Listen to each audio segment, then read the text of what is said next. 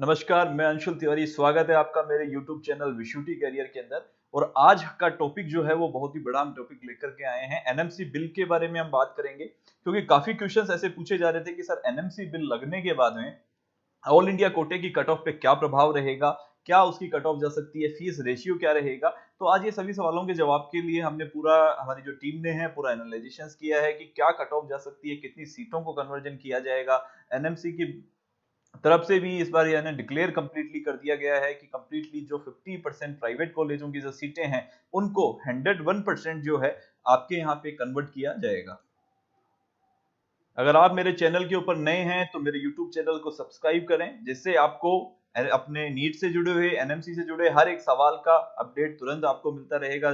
जैसे ही काउंसलिंग हमारी प्रोसीड होती है, जैसे जैसे काउंसलिंग आगे बढ़ेगी, हम आपको हर एक काउंसलिंग प्रोसीजर से कंप्लीटली अवगत कराते रहेंगे।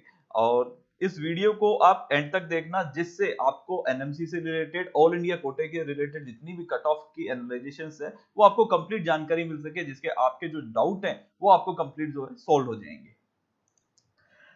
इसी के साथ हम देखते हैं कि क्या अभी तक सीट मैट्रिक्स जो था वो क्या था, कितनी सीटें जो थी ऑल इंडिया कोटे में थी। टोटल कॉलेजों की अगर मैं संख्या की बात करूं तो 612 जो थी कॉलेजेस टोटल थी, गवर्नमेंट और प्राइवेट को मिलाकर के। लास्ट अभी एक कॉलेज को मान्यता मिली है, जिसकी वजह से 613 कॉलेजेस हो गई हैं।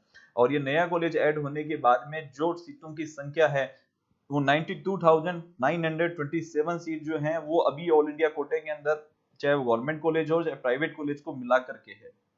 अभी ऑल इंडिया कोटे में 613 जो अपने टोटल कॉलेज थे उसकी 15% कोटे की अगर मैं बात करूं तो 6,326 ऐसे सीटें थी जो कि ऑल इंडिया कोटे में।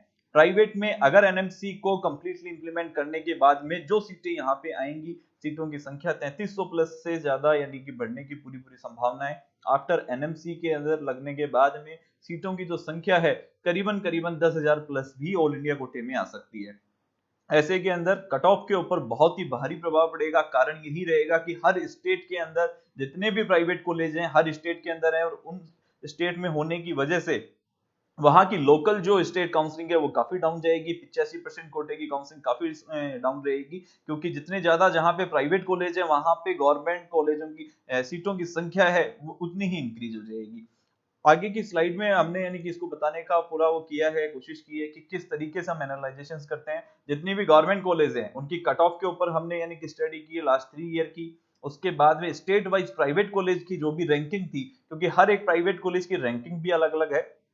कुछ डिम्ड कॉलेज थे या कुछ टॉप प्राइवेट कॉलेज है, जो स्टेट के प्राइवेट कॉलेज है उनकी कट ऑफ आफ्टर 50% भी हाई रहेगी। कारण यही रहेगा क्योंकि वो पहले भी टॉप थे और अभी भी टॉप रहेंगे। डिम्ड कॉलेज हैं उनकी रैंकिंग भी हमने पूरा एनालाइजेशन करके इस वीडियो को यानी बनाया कि क्या उनके एनालाइजेशन के बाद में कट ऑफ आती है तो वो रहेगा। अब आप देखेंगे कि अभी जो ओपन कोटे की हम लास्ट ईयर तक हम देखते आ रहे थे कि स्ट्रे वैकेंट राउंड का जो रिजल्ट था उसके अंदर जो ओपन कोटे की कट ऑफ गई थी वो 598 गया था, जिसमें 19,000 तक के बच्चे को, 90,742 तक के बच्चे को सीट यहाँ पे अलॉट हुआ है। इसी तरीके से ओबीसी डब्ल्यूएस तीनों का जो था वो सेम था। एससी और एसटी के अंदर हमें देखने को मिलता है कि एसटी की कट ऑफ जो रहती है हमेशा एससी से डाउन रहती है। 459 मार्क्स वाले बच्चे की जो रैंकिंग थी 1,24,032 थी, और जो एससी वाले बच्चे का था 1,03,124 जो थी वो रैंक थी, उसी बच्चे को वहां पे ऑल इंडिया कोटे में वैकेंट राउंड में सीट अलॉट हुई थी। हाँ, इसके बाद में एक और राउंड हुआ था, लेकिन उसमें सीटों की संख्या कोई ज्यादा नहीं थी, 300 प्लस सीटें थी। ऐसा हर बार नहीं होगा। इस बार देखते हुए राउंड जो काउंसलिंग है वो बहुत जल्दी खत्म होगी। कारण यही रहेगा क्योंकि जिन्हें कॉलेज अलॉट होगा उन्हें वहां जाना होगा। स्टेट कोटा और ऑल इंडिया कोटा की जो काउंसलिंग है वो साथ साथ रहेगी। पहले की तरह ये नहीं कि आपको स्टेट में अगर सीट मिल गई है तो आप आगे जो है ऑल इंडिया कोटे में भी अपनी काउंसलिंग को कंटिन्यू रख सकते हैं। अगर आपने स्टेट कोटे में अपनी सीट को रिजर्व कर लिया है तो आप ऑल इंडिया कोटे में काउंसलिंग नहीं पार्टिसिपेट कर सकते। और अगर आपने ऑल इंडिया कोटे में अपनी एक सीट रिजर्व कर ली है तो आप स्टेट कोटे के अंदर पार्टिसिपेट नहीं कर सकते हैं। अगर अभी मैं बात करूं कि एक्सपेक्टेड कट ऑफ, अगर मैं विदाउट नीट, अगर विदाउट एनएमसी की मैं बात करता हूं कि मैं विदाउट एनएमसी के बाद में हमारे यहाँ पे क्या यानी कि कट ऑफ हो सकती है, तो वो ओपन कैटेगरी की जो कट ऑफ थी 585 से प्लस जाने की पूरी पूरी यानी संभावना है अगर एनएमसी नहीं होता है तो अप्रोक्स जो कट ऑफ रहेगी वो 585 और एससी एसटी की जो रहेगी 550 560 के अप्रोक्स जो है वो स्टूडेंट को यहाँ पे सीट अलॉट हो जाएगी। लेकिन अभी हम बात कर रहे हैं एनएमसी लगने के बाद की, कि अगर एनएमसी इंप्लीमेंट हो गया है पूरा कंप्लीटली एनएमसी की तरफ से अपने जो है लग चुका है, तो आप उसके अंदर अगर हम बात करेंगे कि भाई क्या उसकी कट ऑफ जाने वाली है, तो अगर एक्सपेक्टेड कट ऑफ की मैं बात करूं, हाँ ये मैं बता देता हूं आपको कि एक्सपेक्टेड कट ऑफ है हमारे एनालाइजर ने जो है ये कंप्लीट निकाली है। ये ऑथेंटिक नहीं है कि आप इसी को ऑथेंटिक मान लें, हाँ हमने पूरी कोशिश की है कि हम उसको कवर करें।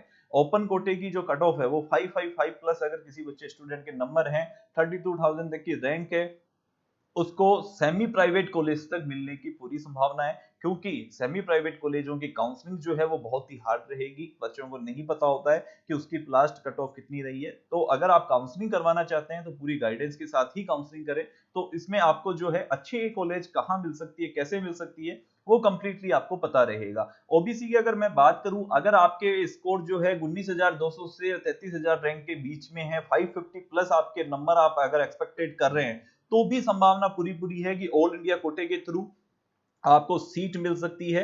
कारण इसका यही रहेगा कि आप यही सोचेंगे इतना कम कैसे आएगा, इतना कम यही रहेगा कि हर स्टेट के अंदर जो है वो सीट इंक्रीज होंगी और वहां के स्टेट के स्टूडेंट जो है वो वहीं पे यानी कि अपनी सीट लेने की कोशिश करेंगे। इस वजह से ऑल इंडिया कोटे की जो कट ऑफ है लास्ट तक काफी डाउन आ जाएगी।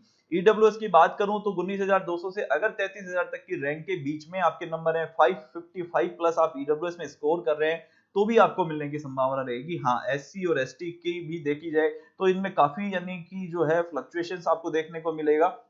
1,02,500 से लेकर के 1,45,000 तक के बीच में अगर एससी कैटेगरी का कोई स्टूडेंट है, उसकी रैंक आ रही है 400 प्लस, वो स्कोर कर रहा है, तो उसको गवर्नमेंट या फिर आपके जो सेमी गवर्नमेंट होंगी या सेमी प्राइवेट में उनको कह लूं, तो उनकी भी यानी कि सीट मिलने की पूरी संभावना रहेगी। हर स्टेट के अंदर जो सीटें कन्वर्ट होंगी उसका अलग एक प्रोस्पेक्टर रहेगा, अलग काउंसलिंग प्रोसीजर रहेगा। एसटी के अंदर भी अगर आपकी मैक्सिमम रैंक 1,60,000 तक है, 1,50,000 तक के बीच में है, तो 390 प्लस वाले स्टूडेंट को भी एसटी कैटेगरी में सीट मिलने की पूरी संभावना है।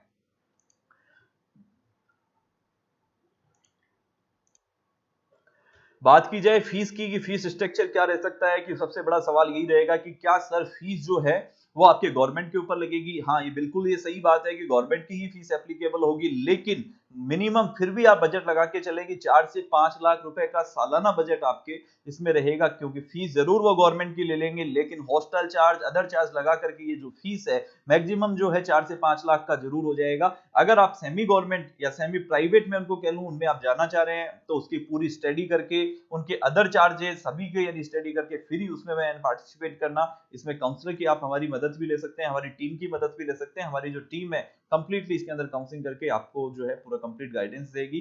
Thank you. इस कंप्लीट अगर आप चैनल पे नए हैं, फिर मैं आपको वही कहूंगा आप सब्सक्राइब करें, जिससे आपको हर एक अपडेट हर यानी कि तुरंत मिलता रहे। Thank you.